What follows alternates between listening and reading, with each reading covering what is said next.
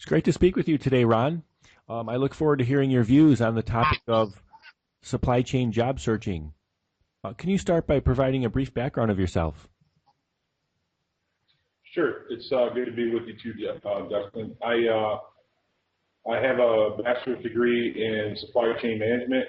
I'm currently the director of education for the LA chapter of APICS, the Organization for Operations Managers. I'm about 50% through with a master's degree with the executive master's of supply chain management at Michigan State University, and recently relocated to Southern California. Thanks. And can you talk about your experience with searching for supply chain job opportunities? I can. It's been I've been here since January. Today is August 10th, and or September 10th. I'm sorry, and I've scoured all the job boards that are available here in Southern California. Seen a lot of I have seen a lot of operations manager positions, both in the manufacturing sector as well as in the warehousing and distribution sector, which is where both of those areas is where the majority of my experience is in. I do have a background as well in procurement and not personal business ownership. So I have a pretty well-rounded background in my 30 years in employment. One of the things that I'm finding interesting is that I've noticed that a lot of companies are putting supply chain management as one of the competencies they like to see out of their operations managers in both sectors, both the operations for manufacturing facilities and distribution logistics facilities. But then when it comes down to the actual qualifications, that particular experience is not at the top of the list. For instance, in the manufacturing setting, what I'm finding is that, and I won't mention any names of companies, but what I'm finding is that they want masters at widget makers, but they aren't allowing individuals with backgrounds strictly in supply chain management to in my experience, even be called back for those positions. And so I think that's kind of interesting. I think part of that could be from, they understand that as the supply chain becomes more and more part of the overall company viability going forward, they're still not ready to kind of give up those reins and put that person in charge that has an extensive supply chain background, maybe, but not so much the production and product building background.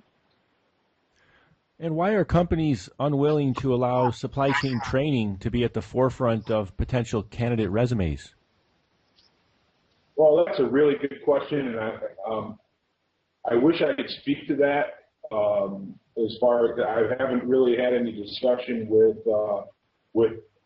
hiring people from those areas, but I can speculate a little bit and spend some time in that area. Really, the operations manager in a manufacturing facility has such a huge job, and it's been over the past few decades that we've lean manufacturing facilities.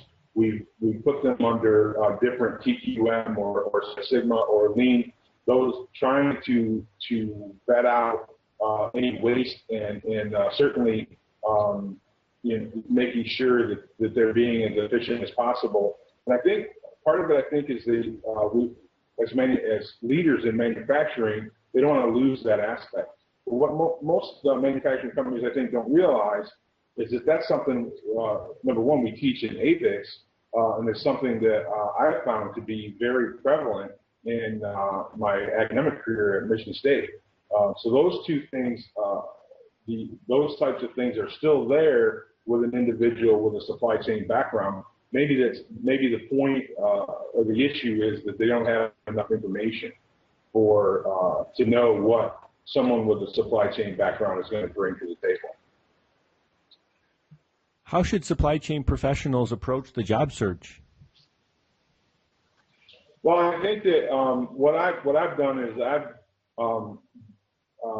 recently been CSCP certified through APICS, and there are many different great organizations. I happen to be a member of APICS as well as a board member, so I have a tendency to tout them a little more because I'm a member. But find an organization like that that gives you some accreditation over and above your schooling. And in some cases, I think it may be a matter of going out, as I've done, and I've started my own consulting company and done some smaller projects for manufacturing companies as far as helping them, even out their supply and demand and do some S&OP training, stuff like that. And so I think that if anything you can do to put yourself out into the job with the market and network, all those things that I've mentioned are going to give you an opportunity to network with professionals. And I have a really good friend of mine who says he's never gotten a job from his resume. He's always been because he either knew someone or has networked his way into a position. And I have found that to be true in my experience as well, for the most part, that networking can be very, very important. So I think to use that aspect to go out and find those opportunities either through an organization like APICS or to get yourself out into the community, maybe do some job fairs, do things of that nature to get yourself out there and be known. That's the biggest thing that I think can be done in today's market anyways. Well, thanks for sharing your views on the supply chain job searching. Absolutely, Dustin, anytime.